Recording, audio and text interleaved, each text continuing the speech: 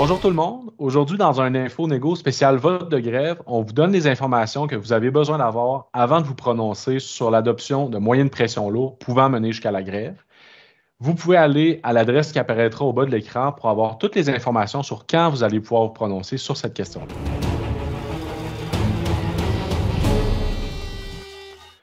Bonjour Maryse.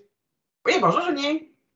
Aujourd'hui, on va faire un info négo spécial vote de moyens de pression lourds. Notre objectif, ça va être un peu de faire un état de situation sur la négociation, puis pourquoi on en est à ce point-là, dans le fond, dans notre négociation. Évidemment, on pourrait dire à nos auditeurs de retourner voir les infos négo depuis le début de la négociation, mais on conviendra que ça en fait quand même beaucoup à regarder. Donc, si ça te convient, ensemble, on va essayer de faire un genre de synthèse, là. La première étape, ça serait un peu de te demander, Maryse, au point où on en est présentement, c'est quoi ton constat sur le processus de négociation puis sur l'attitude de l'employeur à la table de négociation? Ben, en fait, c'est une fermeture, Julien. Tu sais, là, dans le fond, ça fait 2 ans, plus que 2 ans maintenant qu'on négocie. On a dit à l'employeur tous nos arguments. On a déposé l'étude de l'ISQ qui disait qu'on a des retards épouvantables. On leur a dit qu'ils ne sont pas compétitifs sur le milieu du travail. On leur a dit qu'il n'y a pas de reconnaissance. On leur a dit que les gens ne veulent pas venir faire carrière dans la fonction publique parce que c'est plus le fun de venir dans la fonction publique compte tenu des conditions de travail. Et malgré tout ça, 2 ans plus tard, il n'y a rien qui bouge. On n'a même pas un employeur qui est arrivé sur la table de négociation puis qui nous a proposé des choses. Ça a toujours été nous autres qui a proposé des affaires, qui a proposé des solutions. Puis je me suis fait répondre pendant à peu près 2 ans la capacité de payer de l'État. La capacité de payer de l'État. Pendant ce temps-là, il y a eu d'autres centrales syndicales qui ont eu des ententes sur leur table. On les a analysées, puis manifestement, c'est pas équitable ce que nous, on se fait offrir. Là. Fait que, tu sais, alors, il y a de quoi être vraiment insulté. Fait que c'est ça le constat. Finalement, là, on a un employeur qui est avant nous, qui fait la sourde oreille, qui ne croit pas à sa fonction publique, qui ne croit pas à ses fonctionnaires, qui n'a pas de reconnaissance, puis qui nous dit, ben voici ce que j'ai décidé de vous donner, puis ça va passer par là, tu sais. Fait que voilà, c'est le constat. Donc, c'est vraiment un manque de reconnaissance pour le réseau fonction publique versus le réseau éducation, le réseau santé dont on a beaucoup entendu parler. Euh, Par rapport aux offres elles-mêmes, qu'est-ce qui est, à ton avis, insuffisant ou qui a été jugé insuffisant par le conseil de négociation pour le pousser à recommander l'adoption de moyens de pression lourds? Bien, évidemment, Julien, bon, tu sais, les augmentations de salaire, alors on sait qu'elles ne sont pas à la hauteur de ce qu'on souhaite. On a dit beaucoup à l'employeur aussi des montants forfaitaires, ça nous écarte, donnez-nous pas ça, c'est pas une augmentation de salaire. On arrive 2 ans plus tard, à proposition de juillet dernier, on a encore des montants forfaitaires. On est arrivé avec des primes de rétention. Hein? On leur a dit les gens veulent quitter la fonction publique, c'est plus intéressant.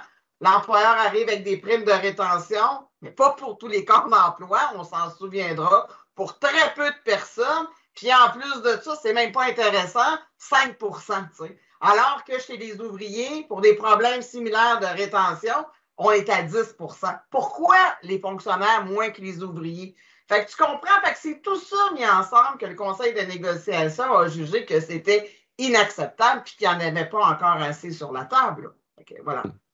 Clairement pas suffisant pour freiner la pénurie de main-d'œuvre qu'on sait qui affecte beaucoup la fonction publique. En terminant, Maryse, les membres sont confrontés à un choix. Le conseil de négociation les invite à appuyer les moyens de pression lourds, mais ça demeure le choix des membres dans notre organisation démocratique. Du point de vue de la table de négociation, qu'est-ce qui se passe si les membres choisissent de ne pas aller vers des moyens de pression lourds à ce stade-ci? Bien, c'est évident que si on décide de ne pas aller vers des moyens de pression, le message qu'on envoie au conseil de négociation, à la table de négo, puis ultimement à l'employeur, c'est que la proposition qu'on a de juillet dernier, qui est sur notre site, là, je rappellerai aux membres, s'ils veulent aller voir c'était quoi, là, aller voir sur notre site, là, SFPQ, bien, c'est que ça fait l'affaire. Moi, j'entends l'inverse. Le conseil de négociation nous a dit qu'il n'y en a pas assez, l'employeur ne veut pas bouger, bien, on va le faire bouger autrement. Il n'a pas compris nos arguments, il va peut-être comprendre nos actions. Et si les membres décident qu'ils ne veulent pas faire d'action, ben moi, le message que j'entends, ben, c'est que la proposition du mois de juillet, ça fait notre affaire. Retourner à la table de négociation puis aller accepter ça. C'est ça le message. Là. Bon. Ben, je pense que c'est bien clair, Maryse. Il me reste juste à te souhaiter des bonnes assemblées. Sans doute que tu vas faire plusieurs assemblées prochainement là, pour débattre de toute cette question-là et permettre aux membres de se prononcer. Donc, ben, à bientôt.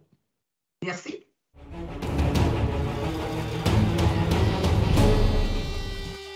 Bonjour Jean-François. Salut Julien. Maryse a expliqué un peu on en est où dans la situation, qu'est-ce qui appelle à un accroissement des moyens de pression là, dans notre contexte actuel. Malgré tout, il y a beaucoup de membres qui vont se poser la question, pourquoi est-ce qu'on est rendu aujourd'hui à l'étape de demander un vote de grève de moyens de pression lourds? Est-ce qu'il n'y a pas d'autres moyens qu'on pourrait utiliser du côté de la mobilisation pour faire pression sur l'employeur? Ben, tu sais, Julien, ça fait 2 ans qu'on a commencé à négocier, puis chacune des négos, c'est toujours pareil. On commence avec des moyens légers pour faire la mobilisation. Puis on a commencé justement avec de nombreux moyens de pression depuis le début de la négociation, depuis 2020. Là. On a commencé avec des petits fonds d'écran, des signatures électroniques. On a demandé aux gens d'envoyer des courriels aux députés, les campagnes de publicité qui ont été un petit peu plus tranquilles, mais qui ont quand même eu un impact quand même assez fort. Le port de chandail les jeudis, les chandails en négociation dans chacun de nos bureaux, décoration des bureaux. Fait que, il y a eu beaucoup de choses qui ont été mises de l'avant, de aussi suivre les bureaux, c'est décorer les bureaux des députés. Depuis chaque mois, on en a fait un à chaque mois, mais avec plusieurs députés.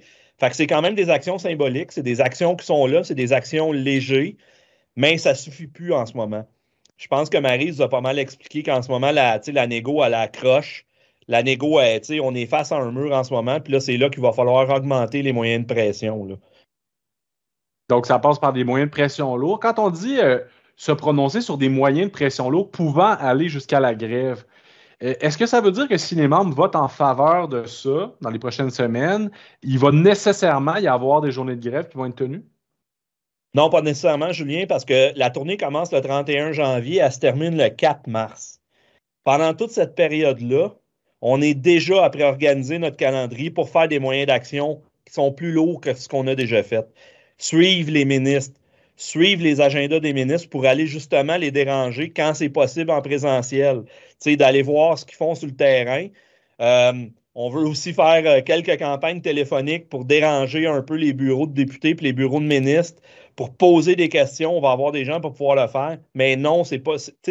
La grève, c'est le moyen ultime, mais c'est sûr qu'on va faire d'autres choses avant d'en arriver là parce que c'est pas toujours le fun de faire la grève parce que ça a quand même un coût monétaire. Mais ce qu'on va essayer de faire, c'est justement d'arriver là. Mais juste pendant la tournée pour aller chercher le mandat de grève, si on a un pourcentage qui est super élevé.